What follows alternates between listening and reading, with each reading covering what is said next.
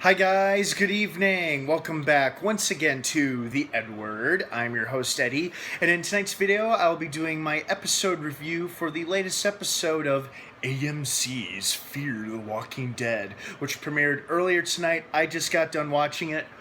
Whew, I was pretty uncertain about the last couple minutes there, but before I start talking too much about it, please be warned that this video will be full of massive spoilers regarding the most recent episode of Fear. If you're not caught up on Fear or you're behind by one episode or two, please do not keep watching or listening, as I will inadvertently ruin it for you. And if you have watched the episode, you are caught up, please keep watching and listening. I hope you find what I have to say interesting and somewhat entertaining. So you have been warned. That being said, great episode. This was an awesome, character-driven episode, and we got to see what the hell has been going on with Daniel ever since he apparently escaped imminent death back at the farm back in season 2. You know, for the longest time there, the way they ended that episode, it was implied he went up in flames along with the Walker herd that he set ablaze, and it seemed like he was losing his mind as well. So it's like, shit, well, if this is the way he's gonna go out, this is the way he's gonna go out. Damn, he was one of my favorite characters. But he didn't! He's back! He's alive! And he is a survivor. The man is one lucky son of a bitch. I'll give him that. You know, he gets barely grazed when lightning comes down, kills the walker that's about to kill him. He's saved by a good Samaritan, and he washes up into this water dam, finds a source of water. He's helped by good people. And then he becomes one of the top lieutenants of the nasty bad guy who's impressed with his war record because he knows him by reputation. But then, of course, Daniel ends up killing him and a couple of his goons and saving his friends' lives. What I really liked about this episode was that not only did it explain as to what Daniel's been up to since escaping the farm, but it also or the ranch, I should say. No, is it a ranch or a farm? That doesn't matter. What it also did is that it provided some insight as to what he was going through as well. Because clearly after, getting pretty badly burned on the back of his neck and his leg. Excuse me. Excuse me. It was pretty obvious that he had I don't know if it was necessarily an epiphany, but he had a moment of realization where he was not in the right state of mind for the longest time. And now he has this horrible burden on his shoulders, and he's like, oh my God, what if I burned my daughter alive? What if I accidentally killed her? Oh, how am I going to live with myself? And I think this episode was about him, trying to figure out what to do next and struggling with the darkness within, because when he's saved, he confesses, I am not a very good person. I've killed at least 96 people. I've done bad things, and and it hurts him. It hurts him physically and emotionally. And you know what? We see a lot of vulnerability in Daniel. He's clearly not a mindless sociopath. He feels things. He cares about things. And this episode, I think it was, like I said, this was about him wrestling with that inner darkness and trying to find a balance between dark and light, basically.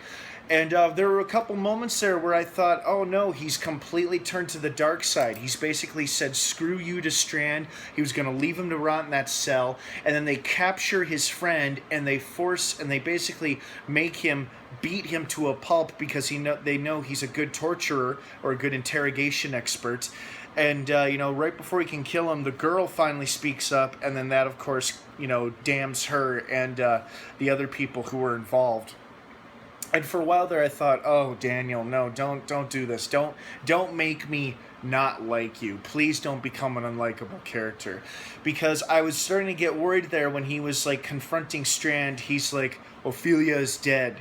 Her father is dead. And you are dead. I was like, oh no, is he embracing the darkness? Is he becoming completely evil and twisted now? Nope. Nope, not at all. He did allow that one guy, he did have a hand in having that one guy die. The poor bastard who was, trying to apologize to Dante, and Dante said he needed a messenger pigeon. He's like, fly, pigeon, fly. I was like, damn. And that was a pretty brutal death, because when he pushed him, before he hits the pile of bodies at the bottom, he hits his head on a big drain pipe. Oh, I mean, I hope it killed him on an impact, because if he survived hitting his head, oh, that'd be a horrible way to die. Ouch. But I'm just so relieved that Daniel turned the tables on Dante, killed his goons, and then killed Dante. I mean, I thought this guy was going to be a new antagonist that we were going to have for a couple more episodes, but they killed him right away. I mean, he was only in 2 episodes, this one and last week's when we first met him, and now he's dead. And so basically the whole operation of trading water for supplies with survivors, is kind of out the window. Now they do have the problem of dealing with the rest of Dante's men. We don't know if he's got a small army, and if he does have a small army, how many men are going to remain loyal to him, or are they all going to realize, hey, it's a free-for-all, we can all have water for free now? Or will Daniel and his allies, including Strand, will they all just get the hell out of there right away and not bother sticking around regarding the water dam? And, it seemed like, for a while there, Daniel was ready to die, and for a moment there I thought, oh man, they are going to kill him for real this time. They're really going to, shoot him in the head. He had his moment of redemption, his moment where his humanity, returned to the surface, and now they're going to kill him. Nope, not the case.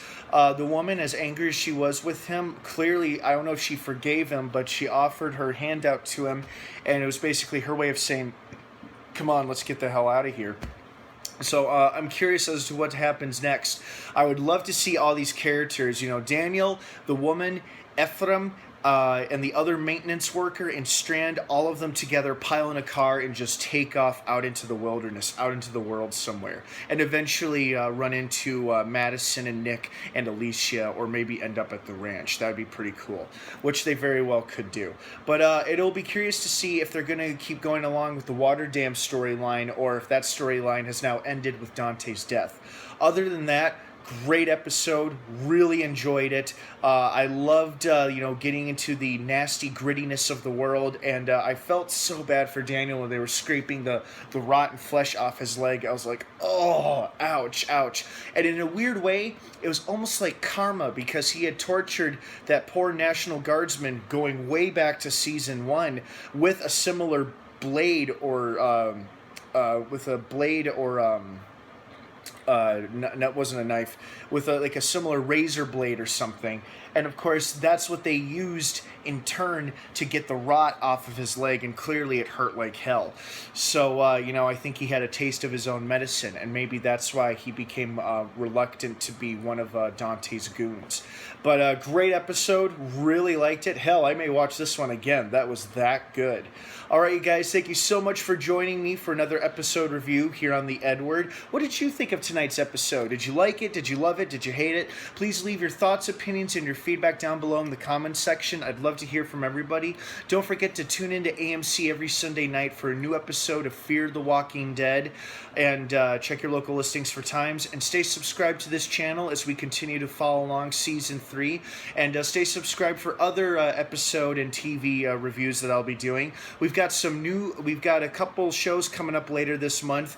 This coming Thursday, the new TV series The Mist will be premiering on Spike TV, and then next Thursday it'll be the season 3 premiere of Zoo. So make sure you're subscribed to this channel to catch those episode reviews once I post them.